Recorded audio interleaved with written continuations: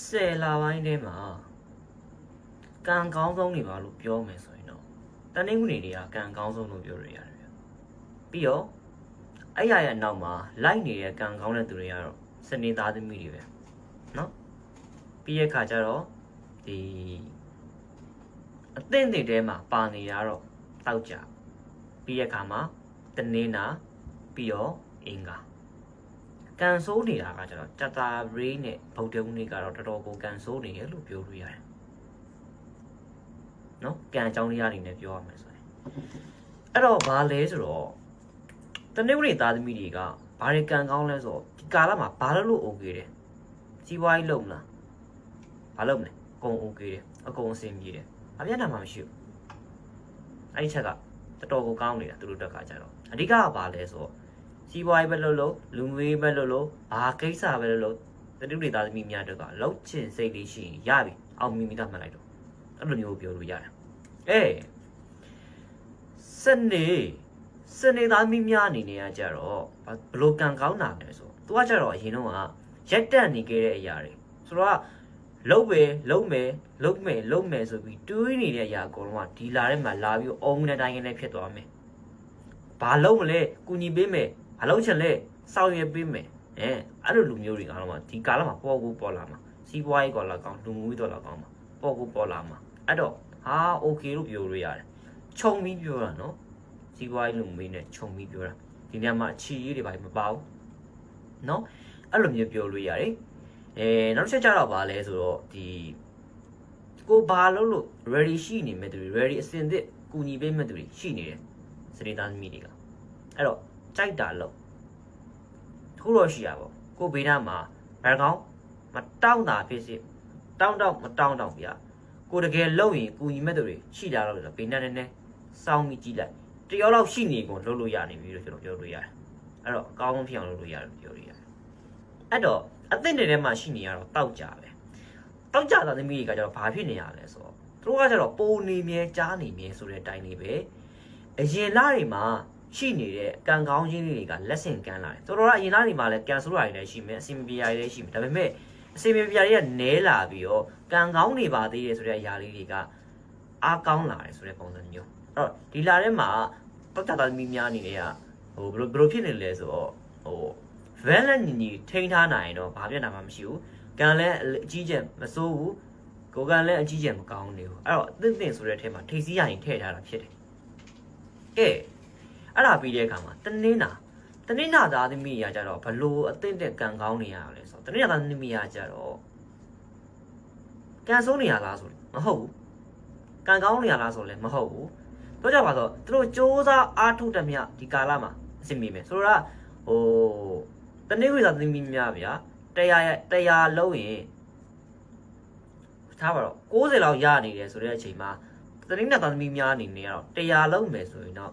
60 50လောက်ရနေတယ်စိုးတာကိုပြောလို့ရတယ်အဲ့လိုအချိန်တွေမျိုးမှပါတယ်အဲ့တော့နောက်တစ်ချက်ကြတော့ပါလဲဆိုတော့ဒီကာလမှာပိုပြီးတည်မြဲနိုင်မယ်ဆိုတဲ့ကိစ္စမှန်မှန်အားလုံးကိုလုပ်ပြီးတနေ့နဲ့သားသမီးများလည်း okay ပါပဲတခုတော့ရှိတယ်ဘာလို့ရမလဲဆိုပြီးဖြာများနေတော့အဲ့ဒီတနေ့သားသမီးကကြောင်ပြောက်သွားလိမ့်မယ်ဖြာများနေလို့မရဘူးတစ်ခုအကြောင်းတစ်ခုတည်းကိုအကြောင်းတစ်ခုတည်းအလုပ်တစ်ခုဆိုအလုပ်တစ်ခုတည်းကိုနောက်စိတ်ကူးတစ်ခုတည်းကိုပဲဥတီပြီးတော့သွားထားရင်တနေ့ညတွေကညာခိုင်လုံးတွေပို့တိုးလာဖို့ရှိတယ်နောက်ပြီးရဲ့ခါကျတော့နောက်ထပ်အသင့်တဲ့ကံကောင်းတွေကတော့အင်္ဂါပဲအင်္ဂါရဲ့ဘလို့ကံကောင်းနေရလဲလို့ပြောတယ်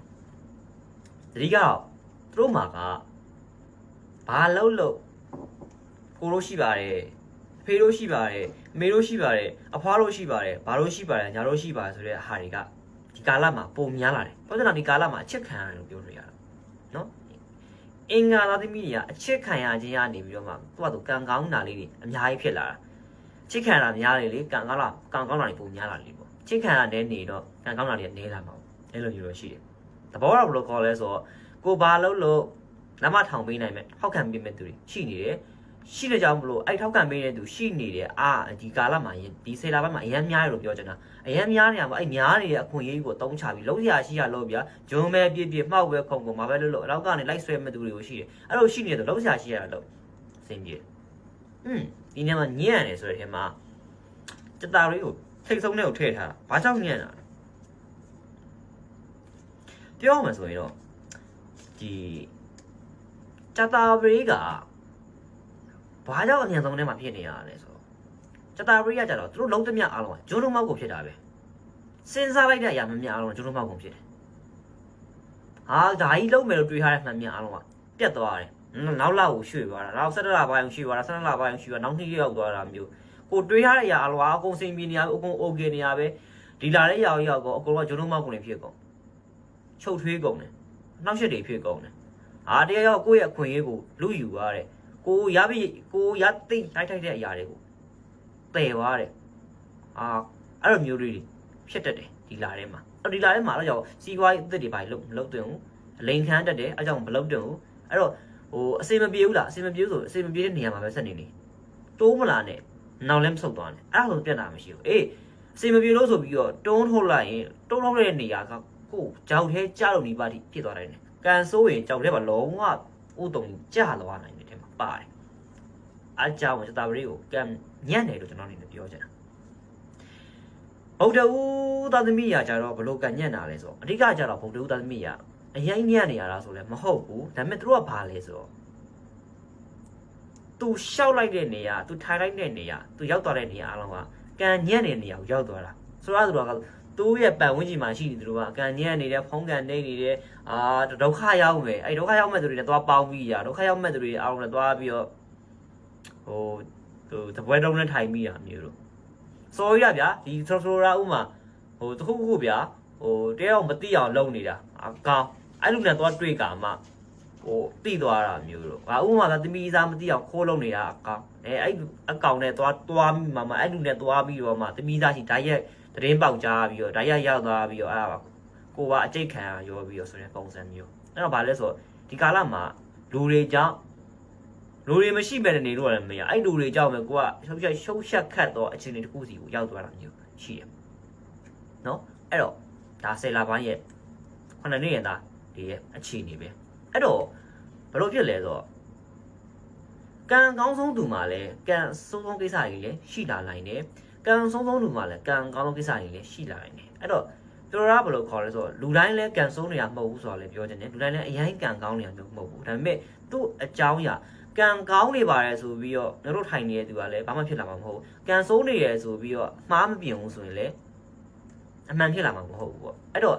ကံကောင်းတယ်ဆိုတဲ့ဟာကိုကြည့်ပြီးတော့ကိုကံကောင်းတဲ့အရာလေးတွေကိုမတီးပြီးတော့ကောင်းဖြစ်အောင်လုပ်ကြကံဆိုးနေရဆိုတဲ့သူတွေအားလုံးကလည်းစိုးနေတဲ့ဟာတွေအကြောင်းအရာလေးတွေကိုတတိထားရှင်စင်ကျင်ရှောင်ကျင်ပြီးတော့ကိုယ့်အတွက်ကောင်းမယ်ဆိုတဲ့လမ်းကြောင်းတစ်ခုကိုဖောက်မယ်ဆိုရင်တော့ကိုယ့်အတွက်အကောင်းဆုံးတွေပဲဖြစ်လာနိုင်ဖို့ရှိတယ်အခြေရအနေနဲ့ဆိုရင်တော့ပြောရမယ်ဆိုရင်အင်္ဂါသားသမီးများတော့အချက်ခံရတယ်အကောင်းဆုံးခံရတယ်ဒီမှာပါတယ်ဒုတိယထဲမှာပါနေတာတော့ပြောရမယ်ဆိုရင်စနေတွေပေါ့စနေတွေကဒုတိယထဲမှာပါတယ်အဲ့တော့အချိန်နဲ့ပတ်သက်ပြီးတော့ကျွန်တော်တက်ထပ်ပြောမယ်ကျွန်တော်ဒီဘာလဲဆိုတော့မွေဝင်နဲ့တီးတန့်ကိစ္စကိုပဲကျွန်တော်အဓိကထားပြီးတော့ဗီဒီယိုလေးတစ်ပုဒ်လုပ်ထားတယ်အဲ့ဗီဒီယိုလေးကိုလည်းတွားကြည့်ပေးပါလို့ပြောချင်တယ်တင်ထားပါတယ်အားလုံးပဲအော်တိုဘာလမှာပျော်ရွှင်ကြည်နူးကြပါစေအားလုံးဝမ်းမြောက်ဝမ်းသာနဲ့ရှိကြပါစေ